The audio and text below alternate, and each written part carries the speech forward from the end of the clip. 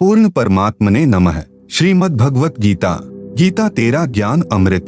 जीव हमारी जाति है, मानव यानी मैनकाइंड। धर्म हमारा हिंदू, मुस्लिम, सिख, ईसाई धर्म नहीं कोई न्यारा।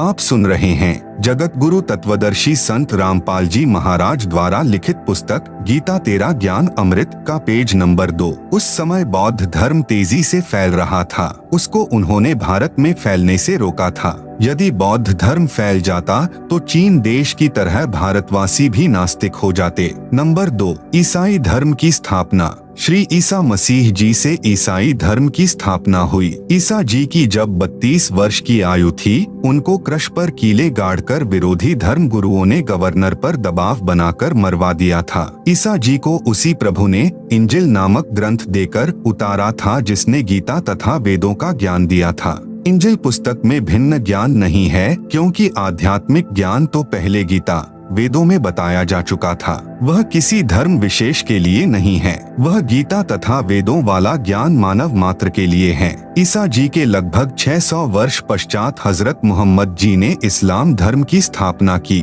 मोहम्मद जी को पवित्र कुरान शरीफ ग्रंथ उसी ब्रह्म ने दिया था। इसमें भी भक्ति विधि संपूर्ण नहीं है, सांकेतिक है, क्योंकि भक्ति का ज्ञान वेदों गीता में बता दिया था। इसलिए कुरान शरीफ ग्रंथ में पुनः बताना अनिवार्य नहीं था। जैसे गीता अध्याय 4 श्लोक 34 में, यजुर्वेद अध्याय 40 मंत्र 10 में कहा है कि पूर्ण परमात्मा जिसने सर्व सृष्टि की रचना की है, उसके विषय में किसी तत्वदर्शी संत से पूछो, वे ठीक ठीक ज्ञान तथा भक्ति विधि बताएंगे। जो संत उस पूर्ण परमात्मा का ज्ञान जानता है तो वह सत्य साधना भी जानता है। बाइबल ग्रंथ का ज्ञान भी गीता ज्ञान दाता ने ही दिया है। बाइबल ग्रंथ 3 पुस्तकों का संग्रह है। नंबर 1 जबूर, नंबर 2 तौरत, नंबर 3 इंजिल। बाइबल ग्रंथ के उत्पत्ति ग्रंथ में प्रारंभ में ही लिखा है कि परमेश्वर ने मनुष्यों को अपनी सूरत अर्थात स्वरूप के अनुसार उत्पन्न किया है, नर नारी करके उत्पत्ति की है।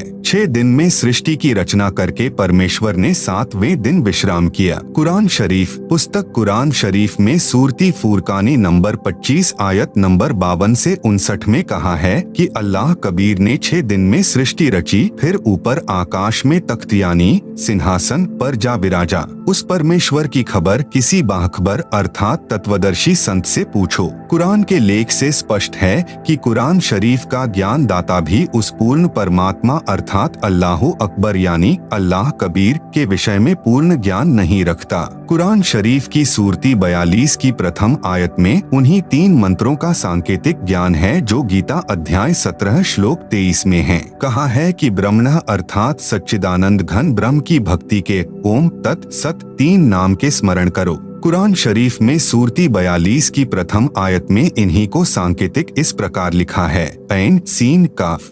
आप सुन रहे हैं जगत गुरु तत्वदर्शी संत रामपाल जी महाराज द्वारा लिखित पुस्तक गीता तेरा ज्ञान अमृत का पेज नंबर 3। ऐन हिंदी का अ अक्षर है, जिसका संकेत ओम की ओर है। ऐन का भावार्थ ओम से है। सीन यानी स अर्थात जो गीता अध्याय 17 श्लोक 23 में दूसरा तत् मंत्र है, उसका वास्तविक जो मंत्र है उसका पहला अक्षर स है। यही ओम प्लस सीन या तत् मिलकर सतनाम 2 मंत्र का बनता है। और कुरान शरीफ में जो तीसरा मंत्र काफ यानी क है, जो गीता अध्याय 17 श्लोक 23 में लिखे 3 नामों में अंतिम सत मंत्र है। जैसे गुरुमुखी में क को कका, ख को खखा तथा ग को गगा, उ को उड़ा, ई को इड़ा कहते तथा लिखते हैं, इसी प्रकार कुरान में अ सह क को लिखा है। सत मंत्र सांकेतिक है, परंतु वास्तविक जो नाम है उसका पहला अक्षर क है। वह करीम मंत्र है, जिसे सारनाम भी कहते हैं। जिन भक्तों को मेरे संत रामपाल दास से तीनों मंत्रों का उपदेश प्राप्त है, वे उन दोनों सांकेतिक मंत्रों के वास्तविक नामों को जानते हैं। सर्व ग्रंथों में कुछ समानता। बाइबल ग्रंथ में उत्पत्ति ग्रंथ में यह भी कहा है कि जब आदम जी तथा उनकी धर्मपत्नी हव्वा ने वाटिका के बीच वाले वृक्षों के फल खा लिए तो उनको भले बुरे का ज्ञान हो गया। शाम के समय प्रभु वाटिका में सैर करने आए तो पता चला कि आदम तथा हव्वा ने भले बुरे का ज्ञान कराने वाले वृक्ष के फल खा लिए, तो उस प्रभु ने कहा कि भले बुरे का ज्ञान होने से आदम तथा उसकी पत्नी हम में से एक के समान हो गए हैं। कहीं ऐसा न हो जाए कि ये उन वृक्षों का फल खा लें जो अमर करते हैं और अमर हो जाएं। इसलिए आदम जी तथा उनकी पत्नी को स्वर्ग की वाटिका से निकालकर पृथ्वी पर छोड़ दिया। लेख समाप्त। विवेचन। इससे सिद्ध हुआ कि प्रभु एक से अधिक हैं, क्योंकि प्रभु ने ऊपर कहा कि ये भले बुरे का ज्ञान होने से हम में से एक के समान हो गए हैं। फिर बाइबल ग्रंथ में कहा है कि अब्राहिम मामरे के वृक्षों के नीचे बैठा था, उसको 3 प्रभु दिखाई दिए, उनको खाना खिलाया, दंडवत प्रणाम करके आशीर्वाद लिया। इससे सिद्ध हुआ कि बाइबल में 3 प्रभु माने हैं। मुसलमान धर्म में 4 यारी माने गए हैं जो बालक रूप में रहते हैं। सूक्ष्म वेद अर्थात तत्व ज्ञान में कहा है कि वही सनक सनंदना, वही 4 यारी, तत्व ज्ञान जाने बिना बिगड़ी बात सारी। भावार्थ। हिंदू धर्म में जो सनक, सनंदन, सनातन तथा संत कुमार बालक रूप में रहते हैं, वे ब्रह्मा जी के मानस पुत्र हैं। मुसलमान धर्म में उन्हीं को 4 यारी, 4 बालक मित्र कहते हैं। फिर सूक्ष्म वेद में कहा है कि वही मोहम्मद, वही महादेव, वही आदम, वही ब्रह्मा, दास गरीब दूसरा कोई नहीं, देख आपने घर मा।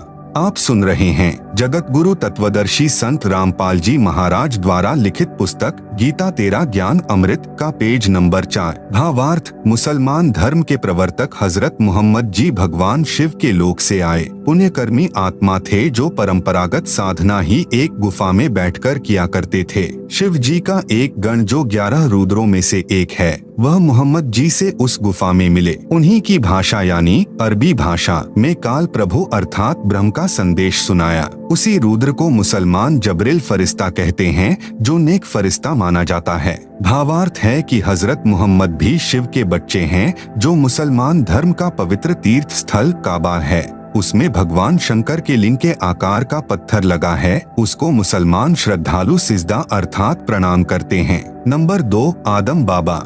पुराणों में तथा जैन धर्म के ग्रंथों में प्रसंग आता है जो इस प्रकार है। ऋषभदेव जी राजा नाभिराज के पुत्र थे। नाभिराज जी अयोध्या के राजा थे। ऋषभदेव जी के 100 पुत्र तथा एक पुत्री थी। एक दिन परमेश्वर एक संत रूप में ऋषभदेव जी को मिले, उनको भक्ति करने की प्रेरणा की, ज्ञान सुनाया कि मानव जीवन में यदि शास्त्र विधि अनुसार साधना नहीं की तो मानव जीवन व्यर्थ जाता है। वर्तमान में जो कुछ भी जिस मानव को प्राप्त है वह पूर्व जन्म जन्मांतरों में किए पुण्यों तथा पापों का फल है।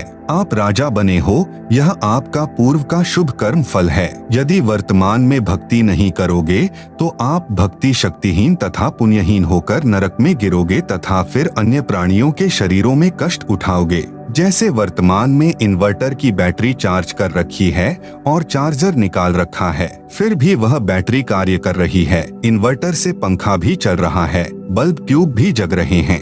यदि चार्जर को फिर से लगाकर चार्ज नहीं किया तो कुछ समय उपरांत इन्वर्टर सर्व कार्य छोड़ देगा, न पंखा चलेगा, न बल्ब, न ट्यूब जगेंगी। इसी प्रकार मानव शरीर एक इन्वर्टर है, शास्त्र अनुकूल भक्ति चार्जर है। परमात्मा की शक्ति से मानव फिर से चार्ज हो जाता है, अर्थात भक्ति की शक्ति का धनी तथा पुण्यवान हो जाता है। यह ज्ञान उस ऋषि रूप में प्रकट परमात्मा के श्री मुख कमल से सुनकर ऋषभदेव जी ने भक्ति करने का पक्का मन बना लिया। ऋषभदेव जी ने ऋषि जी का नाम जानना चाहा तो ऋषि जी ने अपना नाम कविदेव अर्थात कबीरदेव बताया तथा यह भी कहा कि मैं स्वयं पूर्ण परमात्मा हूँ। मेरा नाम चारों वेदों में कबीरदेव लिखा है। मैं ही परम अक्षर ब्रह्म हूँ।